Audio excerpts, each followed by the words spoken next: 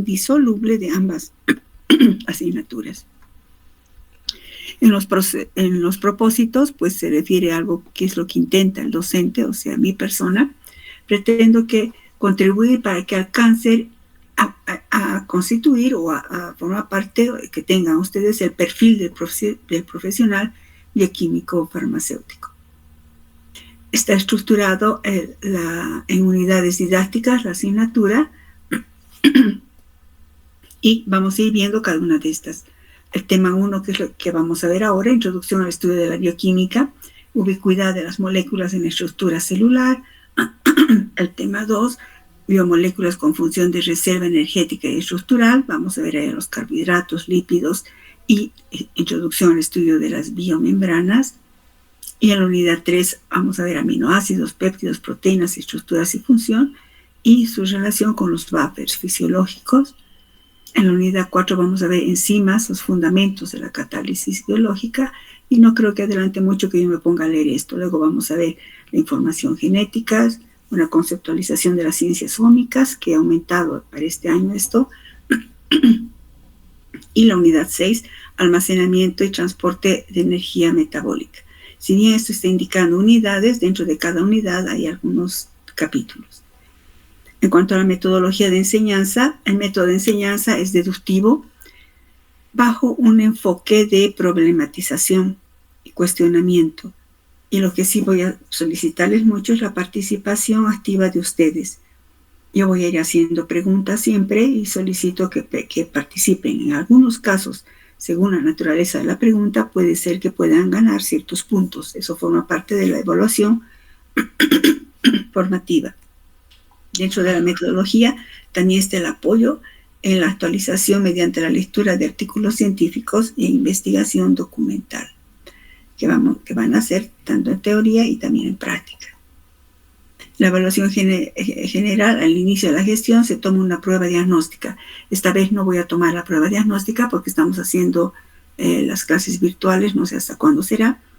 El objetivo de la prueba diagnóstica nada más es valorar el nivel en el que están comenzando ustedes el aprendizaje. El carácter sumativo de la evaluación está dada, como todas las asignaturas, que es obligación indicarles, se fundamenta en el resultado de 3 evaluaciones parciales, un primer parcial, un segundo y un tercer parcial, y una evaluación final, todo esto sujeto a cronograma de la facultad, y en casos extraordinarios que se da el examen de la segunda instancia. El valor promedio de los 3 exámenes parciales corresponde al 50% de la nota final. La nota de prácticas de laboratorio tiene un valor de 25%. La nota del examen final es 25%. Sumado esto nos da 100%. Algunos seminarios y algunas exposiciones que ustedes hagan tendrán un valor del 10% de la nota correspondiente al parcial que toque en ese momento. Y también aquí estaría la evaluación formativa, que en algunos casos, sobre todo en prácticas y también en algunos casos en teoría, les puede ir sumando puntos en los parciales que correspondan según el tema que se esté avanzando. El cronograma va a estar siempre sujeto a disposiciones de la facultad. Y finalmente la bibliografía. Por favor, quiero que le saquen una fotito a esto. Esta es la bibliografía que vamos a utilizar. Por favor, saquen la foto. Estas son bibliografías generales de consulta y esta es para práctica. Sáquenle una fotito, por favor.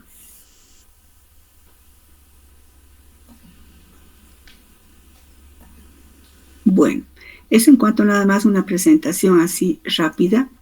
Lo que les había dicho, dentro de la metodología y en la evaluación hay una evaluación diagnóstica.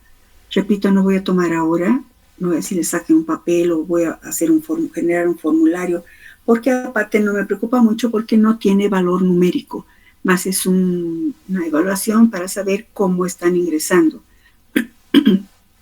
Pero les explico. El objetivo de esta evaluación diagnóstica, el objetivo del docente, o sea, mi objetivo es valorar mediante una prueba diagnóstica el nivel de conocimiento y manejo conceptual con el que ustedes comenzarían esta asignatura. Algo que vamos a hacer casi siempre es también en prácticas esto, conocimientos previos, ¿no?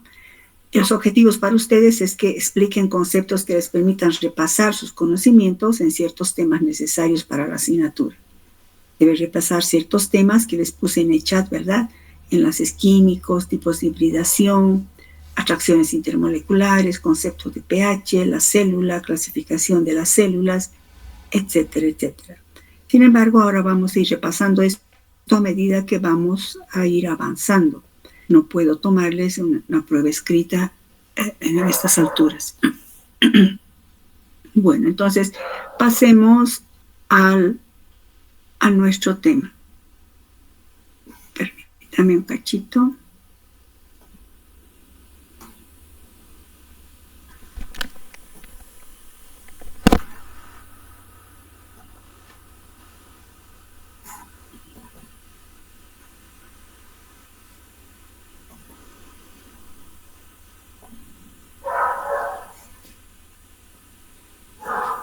Ya. ¿Se ve bien la pantalla, chicos? Sí, doctora. Listo, gracias. Entonces, vamos a ver la introducción al estudio de bioquímica. Esta introducción consiste en una contextualización con química orgánica y biología, que es por eso les pedí el que vayan repasando, ¿no? Bueno, empecemos. Bioquímica es una ciencia interdisciplinar, es decir, que se relaciona con muchas otras ciencias. Así, por ejemplo, se relaciona directamente con la química orgánica. Ustedes han llevado química orgánica. La química orgánica describe las propiedades de las moléculas orgánicas, las estructuras, etc. Está relacionado con biología. Biología estudia los seres vivos o los fenómenos que están relacionados con ellos y las leyes que los rigen. Está relacionado con fisiología, que estudia los procesos de la vida a nivel tisular y del organismo, pues también la bioquímica apoya a nivel molecular. La microbiología, que permite explicar las rutas metabólicas de las bacterias, los mecanismos de por qué son virulentos, es decir, infecciosos, mecanismos de resistencia, todo está apoyado en bioquímica. La nutrición. Nutrición es una ciencia que permite explicar la descripción de las necesidades alimentarias, pues esto está basado muy relacionado con bioquímica 1 y bioquímica 2.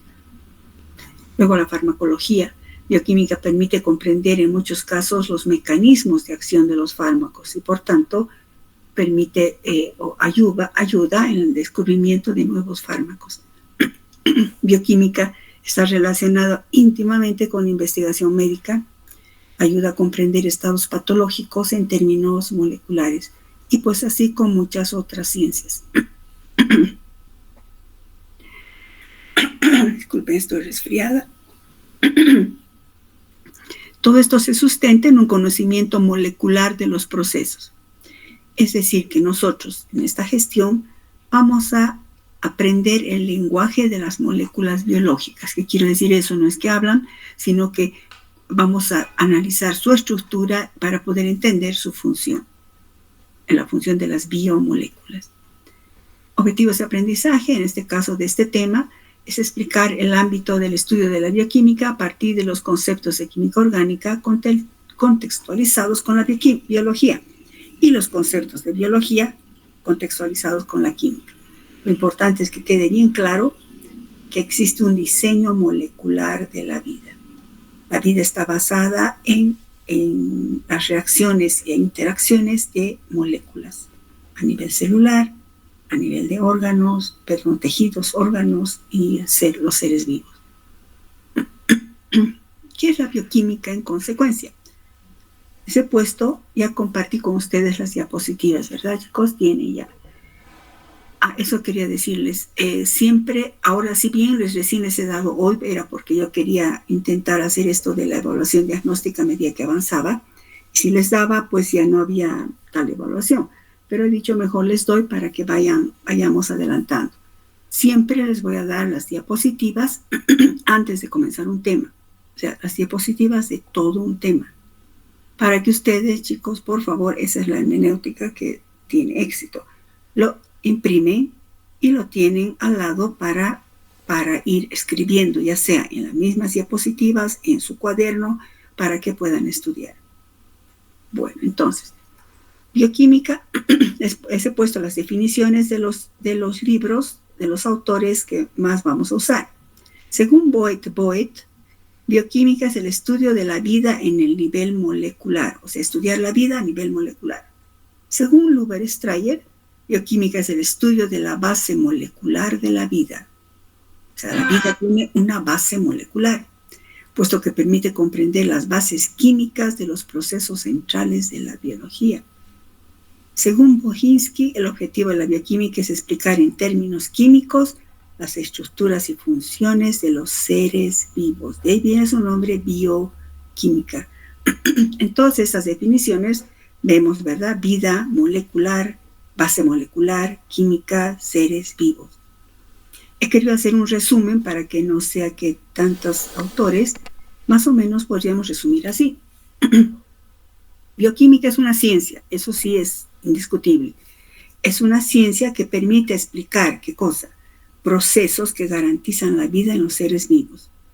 ¿A qué nivel? A nivel molecular. O sea, explicar los procesos que garantizan la vida en los seres vivos a nivel molecular.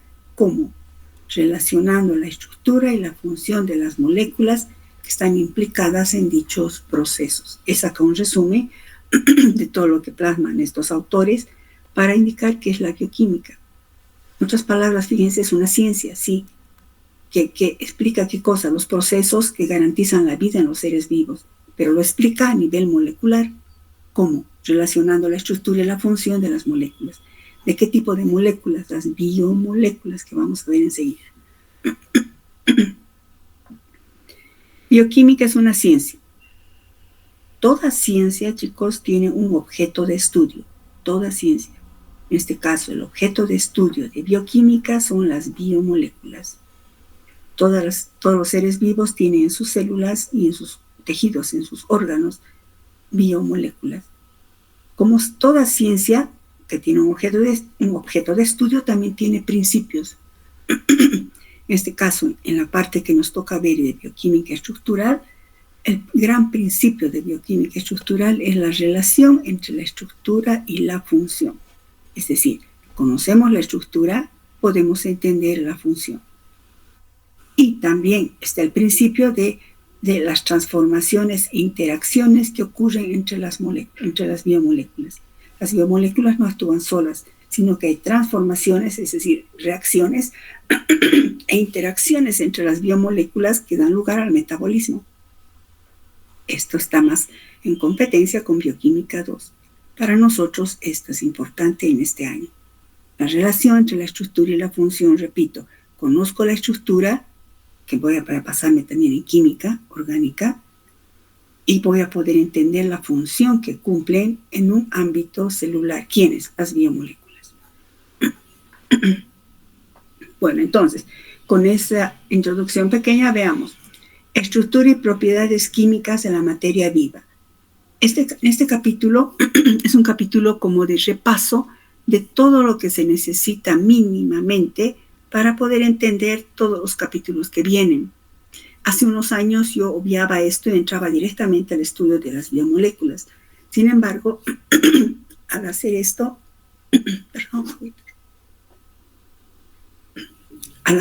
yo suponía que ustedes ya conocían todo esto. Sin embargo, vi que era mejor que repasemos todo esto. Estructura y propiedades de la materia viva. ¿Cuáles son los elementos químicos que están presentes en los seres vivos? Si nos vamos a la tabla periódica de los elementos, ¿verdad? ¿Cuáles de estos elementos abundan en los seres vivos y que en consecuencia estarán presentes en las biomoléculas, que son objeto de estudio de la bioquímica? Pues abundan sobre todo elementos del segundo periodo: carbono, nitrógeno, oxígeno, flúor, cloro, azufre, fósforo, pero también metales como sodio, magnesio, potasio, calcio, elementos de transición como hierro, cobre, zinc, y siempre acompañados de hidrógeno. Estos son los elementos que abundan en los seres vivos. No está el oro, ni el renio, ni el wolframio, ¿no? Están estos elementos que abundan en la estructura de las biomoléculas que se forman las células, tejidos, órganos, etc. Repasemos. Estructura y propiedades. La unidad fundamental de la materia, ¿cuál es, chicos? El átomo, doctora. El átomo, ¿verdad? El átomo que está constituido por subpartículas, electrones con carga negativa, protones con carga positiva y neutrones con carga cero. Ustedes eso dominan. En condiciones normales, los átomos no presentan carga neta, debido a que, ¿por qué no presentan en condiciones normales los átomos carga, chicos? Porque tienen la misma cantidad de protones y de electrones, que al tener signos contrarios se anulan entre sí, dejando una carga neutra. Eso, ¿verdad? El número de protones y electrones es el mismo. Si estamos conscientes de esto, vamos a poder entender que cuando un átomo pierda electrones, su carga se cargará positivamente y formarán cationes, ¿verdad? Y si un átomo gana electrones, tendrá carga negativa y se denominan aniones. Pues en biomoléculas también hay cationes y aniones, cuando entremos a estudiar ácidos grasos, etc. Los electrones se localizan en zonas que rodean el núcleo donde existe la máxima probabilidad de encontrar los electrones. Estas zonas se denominan orbitales atómicos. Bueno, avancemos rápido. Los electrones se distribuyen en estos orbitales siguiendo varios principios. El principio de la Aufbau, etcétera, ¿verdad? En el rellenado de los electrones. Ese distribución de electrones en los átomos se denomina configuración electrónica y es la que va a determinar la reactividad de un elemento. ¿Y a qué se refiere específicamente? Pues se refiere a la distribución de los electrones de un elemento en los diferentes niveles de energía. Así, por ejemplo, el carbono, que es el elemento más abundante en los seres vivos, tiene un número atómico de 6, que se distribuye en dos niveles de energía, el 1 y el 2, y en los subniveles correspondientes. Un S2, 2S2, 2P2, ¿verdad? Un S2 que hay 2 electrones en el primer nivel, hay 2 electrones en el nivel 2P y hay 2 electrones en los orbitales P. Los orbitales P son siempre PX, PY, PZ. Y esta sería la configuración, digamos, basal del carbono, que no es la definitiva, que ahorita vamos a ver. Los elementos se combinan. Nunca vamos a encontrar en un tubo de ensayo, ni en un frasco, ni en ningún lado, átomos sueltos.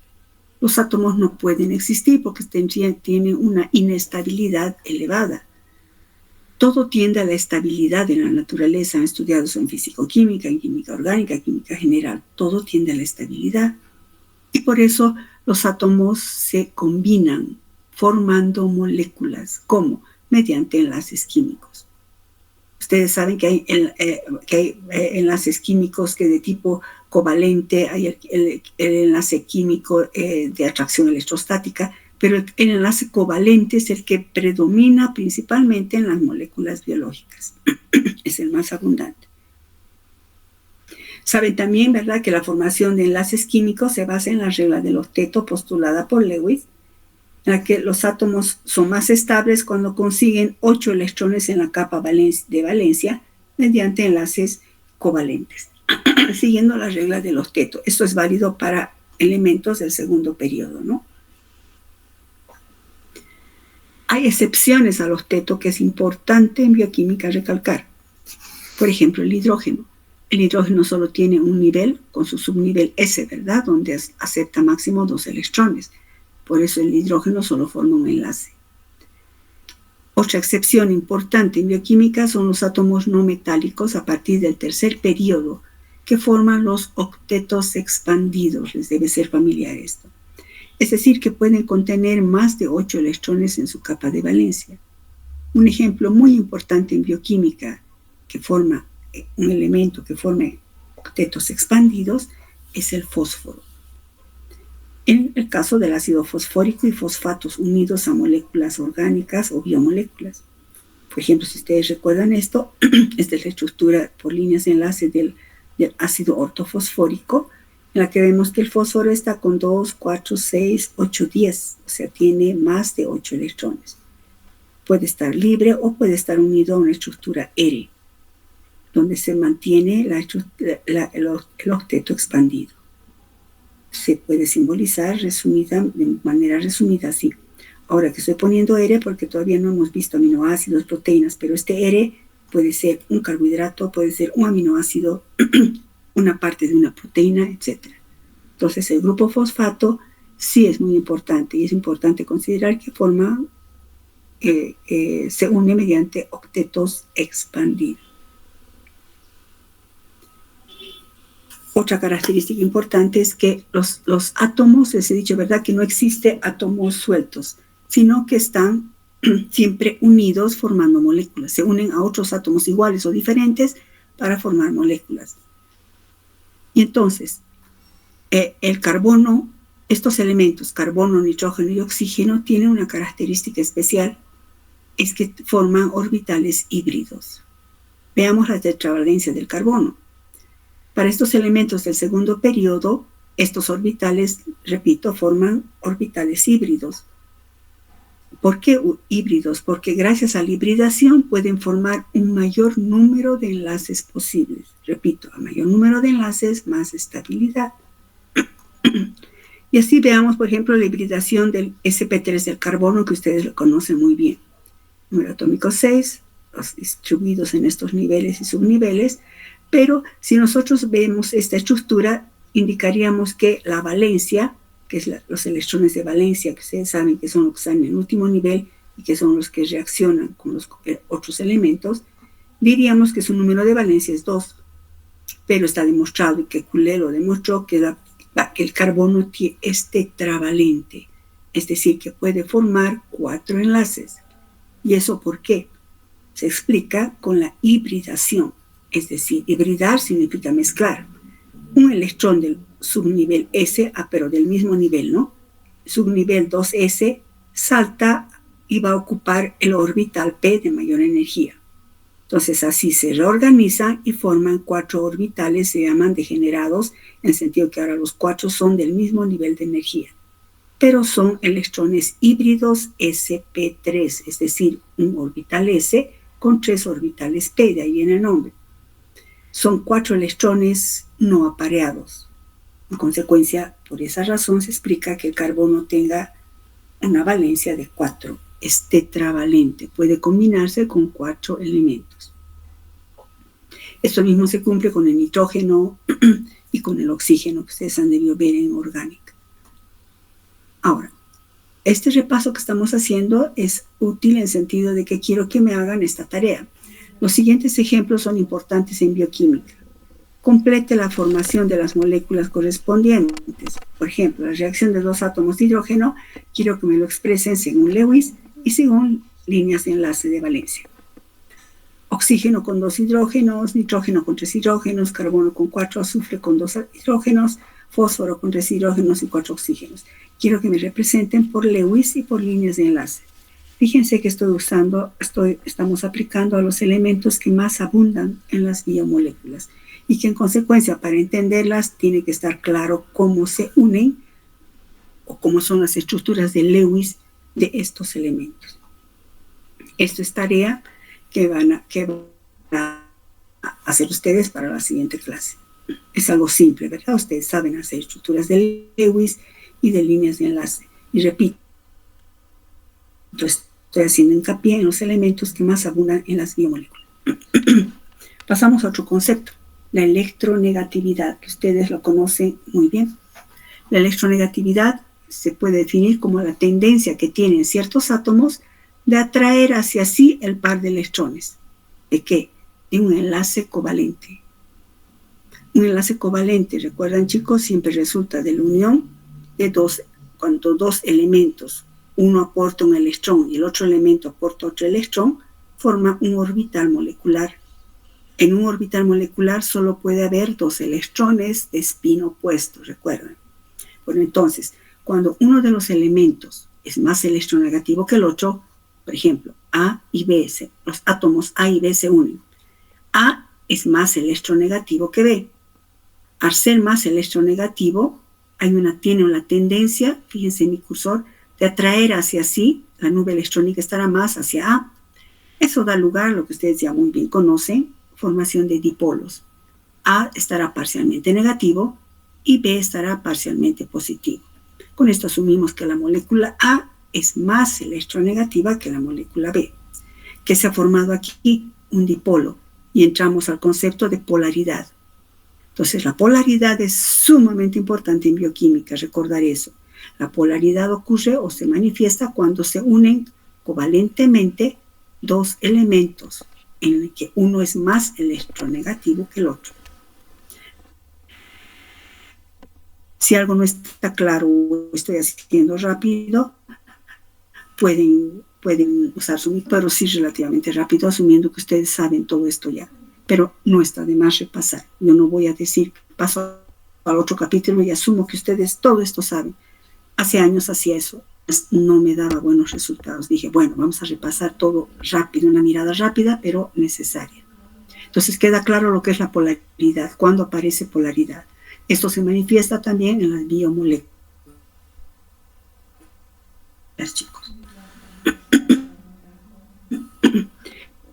Un ejemplo del agua presenta enlaces covalentes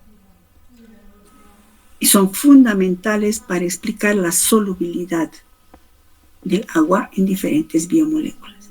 Entonces, el agua, el oxígeno es más electronegativo que el hidrógeno. Entonces, el oxígeno está parcialmente negativo, el hidrógeno parcialmente positivo.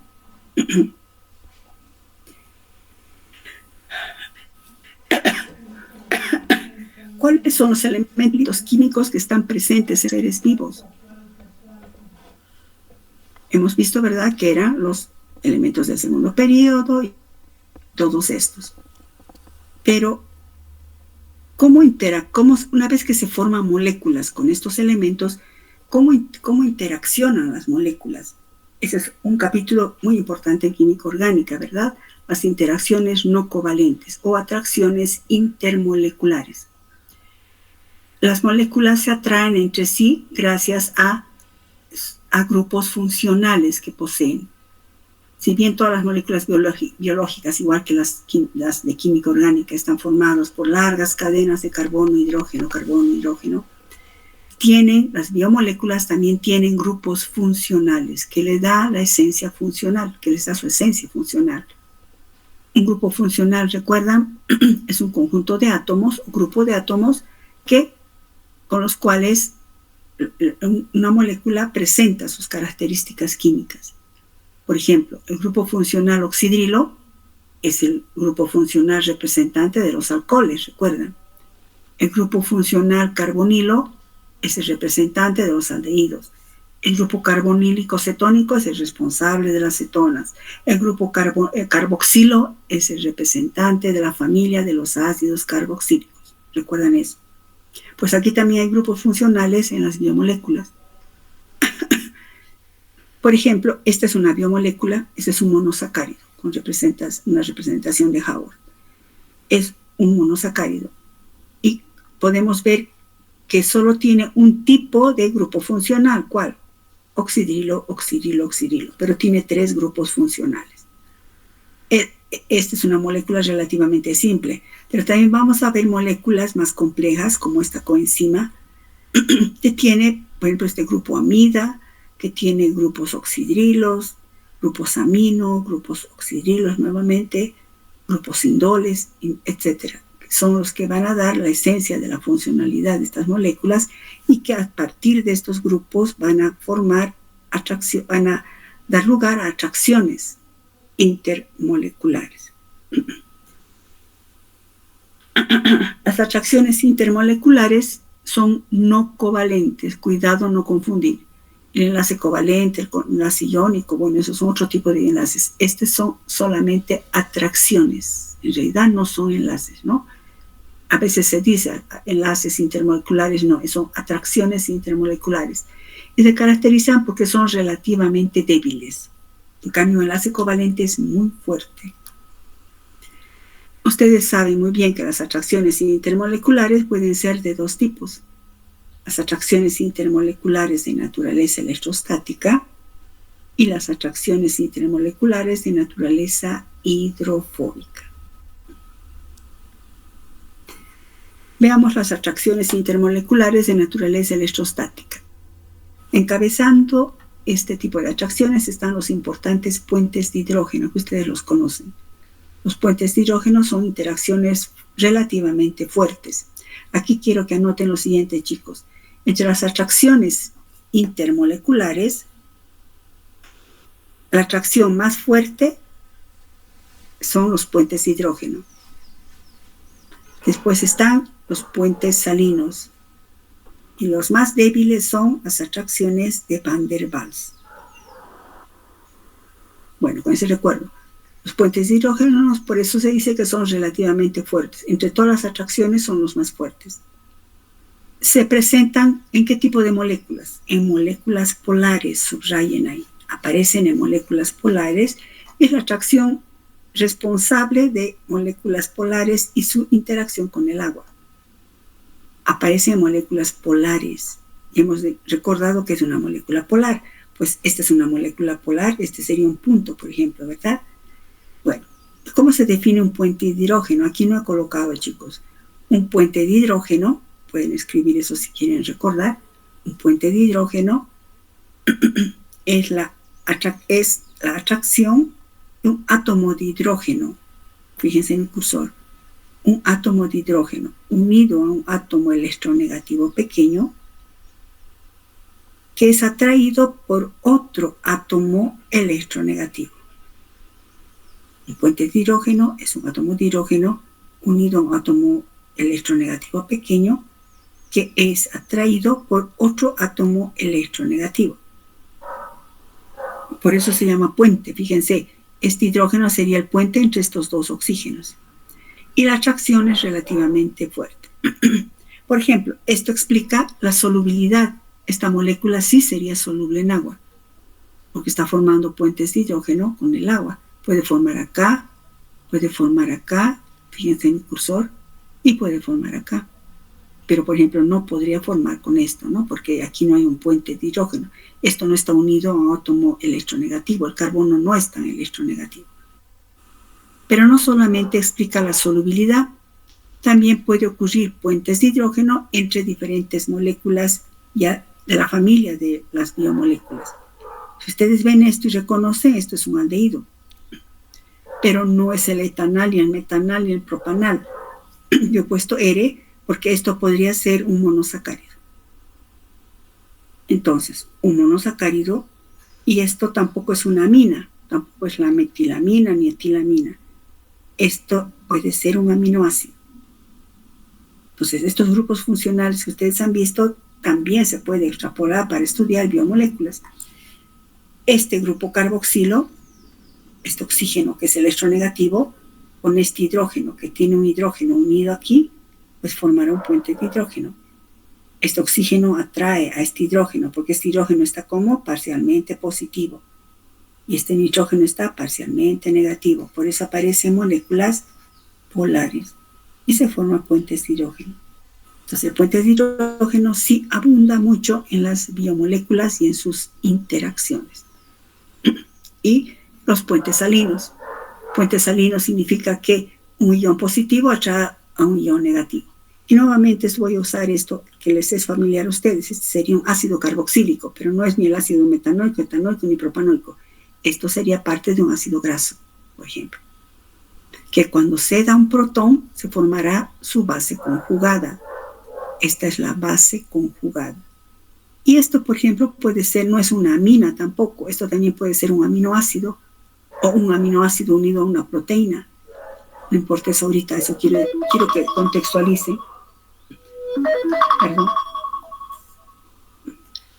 Pero fíjense, este grupo carboxilo cede un protón, se forma la base conjugada, se carga negativamente. Este grupo amino de un aminoácido ha aceptado un protón y se ha cargado positivamente. Entonces, ¿qué tipo de atracción hay aquí? Una atracción de tipo puente salino. Bueno, estamos repasando así, chicos. Vamos a quedar acá. Creo que tienen alguna clase después. Entonces, vamos a quedar acá. Continuamos mañana. Por favor, para mañana, les digo por favor, por gentileza, ¿no? Pero les conviene a ustedes. Impriman lo que les he dado. Y en todo lo que vamos avanzando, ahí van anotando. A veces les digo subrayen, porque eso es importante, no porque pregunten, sino porque es importante, no porque pregunten en un examen. Es importante. Y en los exámenes generalmente se pregunta lo importante. Entonces, por favor, entren a clase siempre con sus diapositivas impresas para tomar apunte, ya sea en la misma diapositiva y en su cuaderno, como ustedes tengan su hermenéutica de estudio, chicos. Vamos a quedar ahí. ¿Hay alguna pregunta? Siempre, si no hay ahora, puede ser mañana o digamos la siguiente clase. Esta tarea, háganla, por favor. Siempre las tareas que les doy, voy a esperar que la hagan. Al final siempre hacemos conmigo, pero quiero que hagan. Porque si no hacen, tampoco lo resuelven. Tienen que hacer, chicos.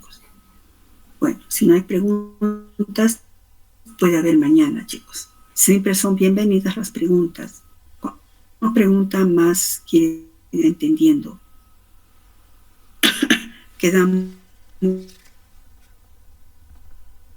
mañana.